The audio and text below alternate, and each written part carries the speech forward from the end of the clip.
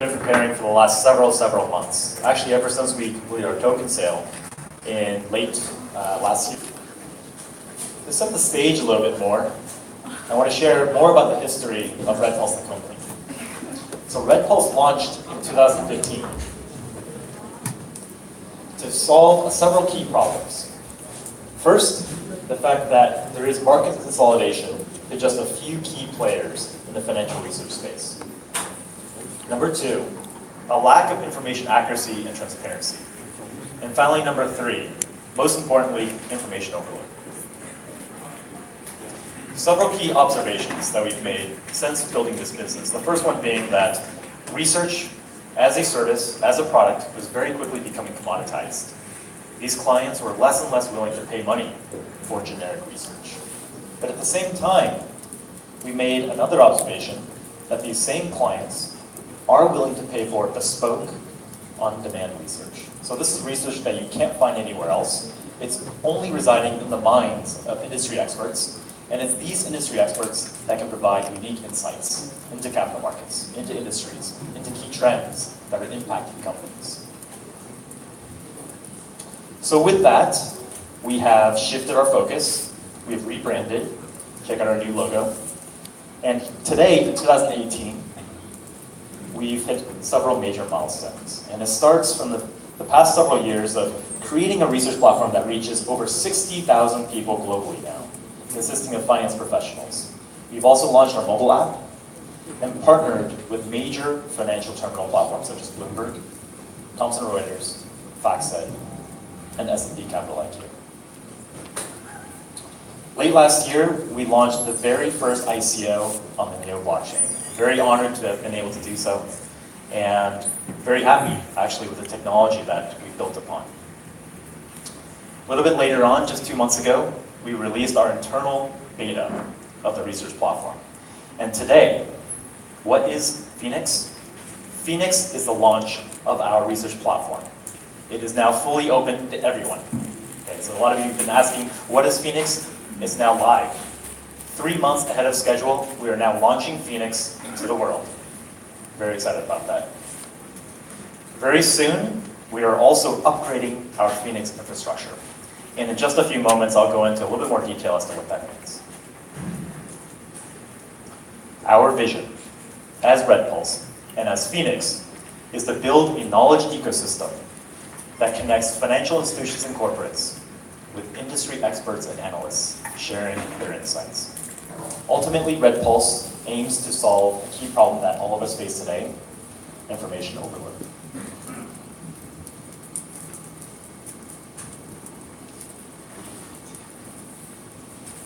So the release of our Phoenix beta, what does that mean exactly? And I'll go into a little bit more detail as to what that entails. Number one, it's a platform for everyone. Every single person out there in the world can sign up for Red Pulse now. No longer only for finance professionals. So that's really exciting. Second, we are now open for contributor applications. So while everyone is able to log in, sign up and log in, view all the content, rate all of the content, it's not yet open for everyone to contribute, but very soon. So for now, we've set up a contributor application process, and you can apply to be a contributor to our platform.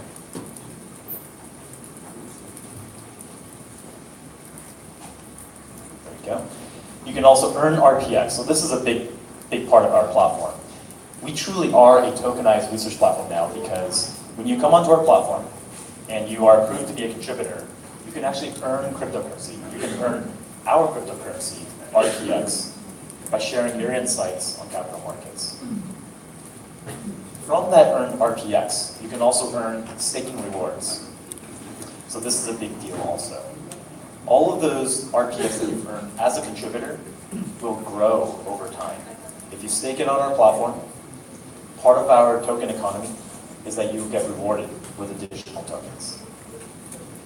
And finally, of course, you can withdraw all of the RPX that you've earned and also been rewarded as part of our staking rewards process.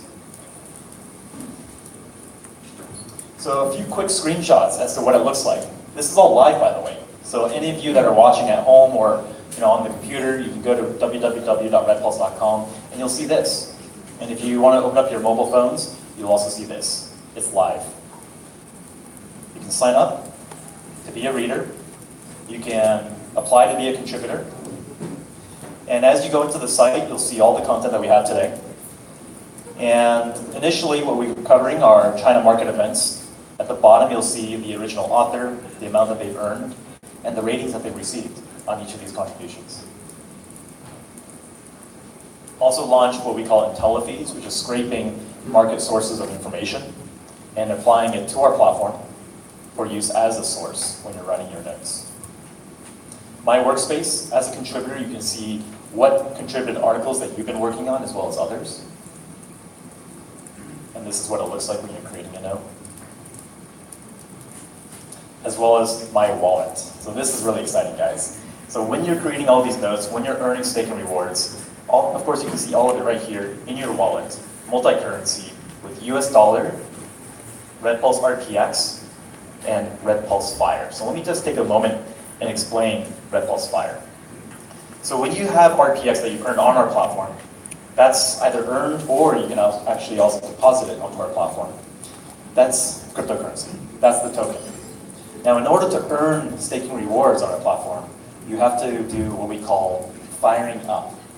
It's the term that we use. So you can take your RPX, fire it up.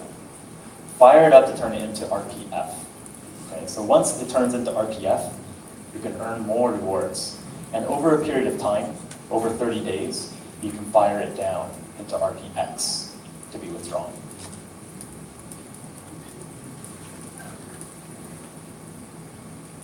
And here's the withdrawal process. Transfer to your address, the amount you want to transfer out. Go ahead and click send, and you receive it in your public wallet. This is your profile. Every person is building credibility. And we just saw two fantastic panels talking about knowledge, talking about education, talking about professional versus contributed content, and all of those things pivot around one singular concept, credibility. How do you build credibility in a world where there's so much information out there? You are building credibility by having a profile on our platform and having all the history of your past contributions right there, as well as the ratings from the audience, ratings from the crowd, truly harnessing the power of the crowd, the wisdom of the crowd, so to speak, and being able to tell and demonstrate who is expert at what. And there's your credibility. As we scale, you'll be able to have a better sense of confidence in who is actually sharing the information, because you can see what is their track record of contributions and what has contributed to the credibility.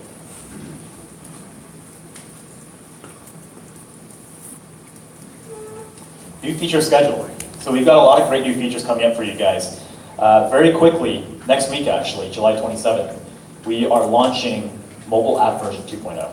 And so that would include all of the features that you saw just today on the website. Very exciting. August 3rd, a couple days after that, we are implementing what we call a paid Q&A feature. And this is the precursor to our upcoming Knowledge Network. And I'll share a little bit more about Knowledge Network, of course, in just a few moments. But what paid Q&A is an ability for our clients to look at the event notes, see who the author is, and ask them a specific question. Why? Because those people that wrote those notes, they have credibility. They have insights. They have the knowledge, enough knowledge, to have written that note and done so credibly. And so when our clients, when our Fortune 500 clients, when our financial institutional clients want to ask a follow-up question, they can. And they can use the RPX token to pay for those questions and those answers. Coming up August 13th, we're also going to be streamlining the contributor approval process. So, as I mentioned before, right now the approval process is on a case-by-case basis. You know, we want to maintain quality. But we are implementing several new procedures that will help us to scale and streamline that in a much more robust fashion. Because we do want to scale this. We want to get to the point where the majority of the content is contributed by outside parties. And then finally, on August 20th, we are going to implement RPX deposits. So much the same as an exchange, you can deposit RPX from outside of our platform into a specified wallet on our platform and start earning staking rewards. that is RedPulse. www.redpulse.com. It's live today. Please do check it out. But I do also want to spend more time on Phoenix.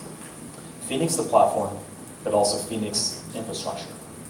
Well, set the scene in terms of the knowledge industry. There's a couple of key trends that we've noticed. First being the gig economy. Just generally speaking, not just for knowledge, but for any industry, we've seen a trend take place where there are these people that are part-time, freelancers, contractors. They're not full-time employed by employers, yet they are earning a living by working part-time. Whether it's doing so on 99 Designs or Upwork or what have you, this is really becoming a major trend in the industry. So some very well-known platforms such as Airbnb, Uber, and Lyft, they're known as sharing economies.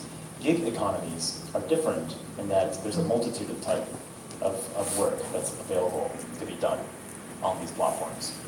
And the research organization RAND has analyzed that 94% of new jobs that were added in the US are categorized as freelance. So it's a very big deal, quite a big impact. The other major industry trend within knowledge and information is the rise of these so-called expert networks. Okay. So if you recall back to our key observations about research, number one, nobody wants to pay for it anymore, at least not the general research. But number two, they are willing to pay for custom research, and that's where expert networks come in. Expert networks such as GLG, GuidePoint, Third Bridge, and Alpha sites, they've done a fantastic job monetizing the idea of connecting experts with financial institutions because they're seeking these unique insights. They're seeking this on-demand nature of financial information, and they're willing to pay for it. But it's also very manual. This is one of the key weaknesses of this business. It's very manual in trying to find experts, brokering inbound requests with experts, and then finally hand-holding them through the process. There are immense compliance risks with only basic training of the experts as an innovation. And that's a good segue into the third trend, which is regulations in the information and knowledge industry. From expert networks, we've seen many insider trading court cases. And these are investigations into situations where these expert networks have been facilitating the sharing of what's called MNPI, material non-public information. So MNPI, you're not supposed to share it. These are corporate secrets, corporate information, and the sharing of such information can be considered illegal if you then use it to trade, right? So there's been a lot of court cases surrounding that situation. There's also a regulatory framework called MiFID II that the EU recently implemented, and is focused on consumer protection, also very related to research, our field of business. So what are we doing about it? Phoenix is not only the launch of our platform, it is also the upgrade of our underlying infrastructure. It's composed of 5 key elements. The first being what we call proof of creation. So what is proof of creation? It's us being able to secure research content in a hashed form and storing it, registering it on the blockchain. It's proving that you as an individual, you as a research analyst, created this, at what time, and what is the content that you created, and who owns it initially. That proof of creation is what ties us to the blockchain, and also what resolves much of the compliance risks that we see today. Much more from a deterrent perspective, I would say. So if a contributor knows that all of the things that they're contributing is of record, is stored in some form, registered on the blockchain, they will think twice about sharing material non-public information. And if any sort of regulator wanted to see what information is being stored, they can do so by checking the blockchain. Second, what we call proof of ownership. So this is related to creation, but different, because along with registering that content, we're also registering who owns it. And that ownership can also be transferred. So what we're creating is essentially a non-fungible token. It's a bit of a buzzword or buzz phrase that we've been hearing recently, but an NFT is essentially a way, it's an asset that can be transferred from person to person, entity to entity, much in the same way that a token is transferred. But the token is unique in itself, which is what the term non-fungible means. So there's been projects that focus on artwork and turning them into NFTs. There's a project called CryptoKitties, which is one of the earliest examples of an NFT. We're creating an NFT intellectual property out of research content, out of professional content. And it's that content that you can transfer ownership to other parties. Regulatory compliance, I mentioned this earlier, but any sort of investigation that takes place, any sort of scrutiny by the government or other regulators, as long as you can produce the original content and show that it connects to the hash on the blockchain, then it proves compliance. Proves compliance in the sense that whatever content that you said you've shared is actually true, and it's stored there as a system of record. IP protection, this is a big one too, and it's very closely tied to ownership, but by checking the blockchain, you can see without any doubt, 100% certainty, that it was you that registered that content at what time, and what is that content itself. And finally, this is a big one, accountability. Very closely tied to credibility, but you need to be held accountable for what you say. And one of the biggest problems that the internet ushered in, I mean, the internet's fantastic, I mean, everyone uses it on a daily basis, but the anonymizing aspect of the internet made for a situation where essentially anybody could say anything. And you weren't really sure if it were true, if they had any sort of built-in bias, but with accountability, and the accountability that we're able to execute using the Phoenix infrastructure is then tied to every person's profile, every person's reputation, so that if you're reading a piece, you're reading a contribution from that person, you can see their history of past contributions, making them accountable for what they're saying. How does this work exactly? Don't want to get too bogged down in the technical details here, but we are storing the timestamp, the hash of the content, the creator wallet ID, the owner wallet ID, as well as the signer on the blockchain. New functions is, of course, being able to store the hash content proof, transfer ownership, invalidate proofs. So a quick note on this. Typically, blockchains are considered immutable, or in other words, unchangeable, right? But there is one small use case. What if a malicious actor were to take somebody else's content and try to pass it off as their own by storing it onto Red Pulse? Hopefully it doesn't happen, but it may, right? We haven't scaled to the point yet where everyone knows us as the go-to source for market information. So until that happens, this may happen. And the way that we would counter this is not by changing the blockchain, that's obviously impossible, but we're making a note saying that, hey, that previous record, it's invalid. Because we've been able to prove that whoever registered that content previously didn't actually own it. So that's still a human process, but we needed to build that in just to ensure the validity of our research content. Other simple functions, of course, include getting the creator of a particular hash, getting the owner, the signer, the timestamp, and if it has been transferred, the timestamp of the transfers itself. To support the infrastructure upgrade, we are implementing a token swap, a one-for-one RPX to PHX token swap. So everyone that holds RPX in your wallets, it's safe, you don't have to do anything. If it's in your private wallet, we will be airdropping you the exact amount that you have in your wallet of PHX. And then we will be discontinuing the usage of RPX on our platform in your wallets as well as on the exchanges. The schedule is very clear. August 11th, all exchanges suspend RPX trading, withdrawals, and deposits.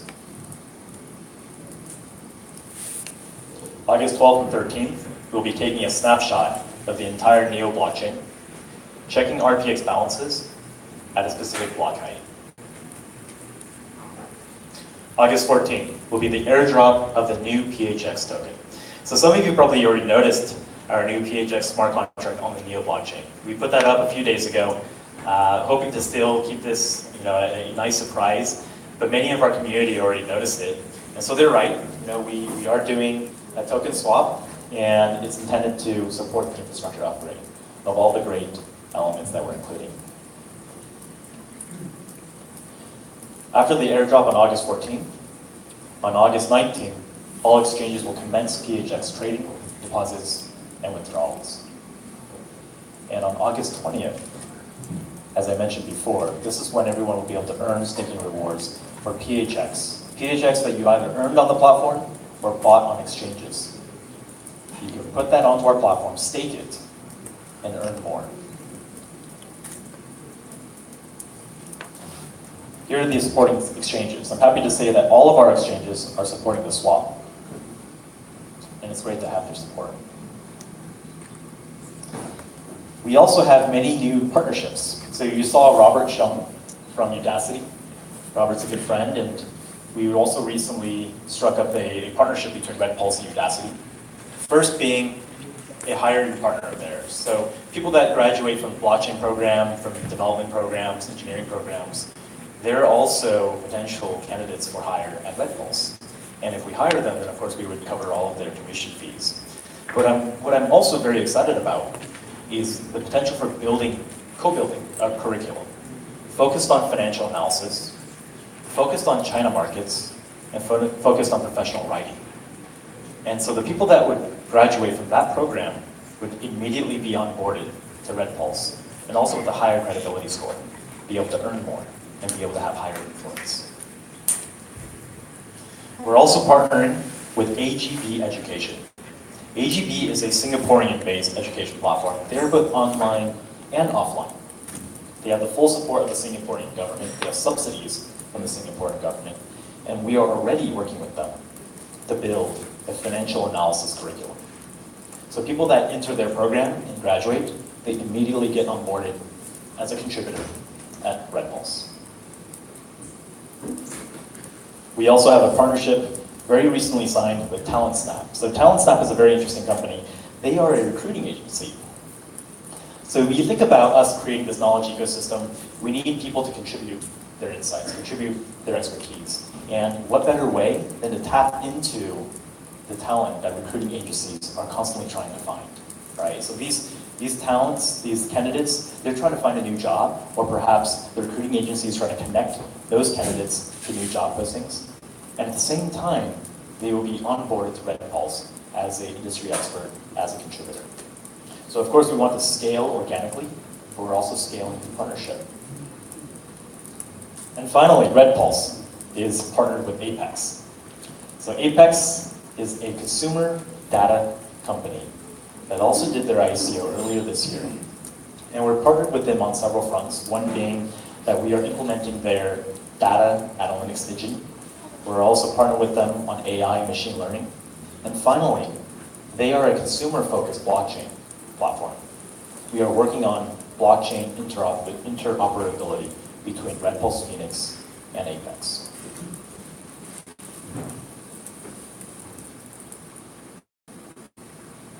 Several key elements that all tie together. The idea of experts, research, education, and finally recruiting. So this virtuous cycle, it's all related. It creates an ecosystem of knowledge, not just research, but of knowledge. Something that we're quite excited about. And that is Phoenix, a knowledge ecosystem. Thank you very much. Thanks for that. Thank you.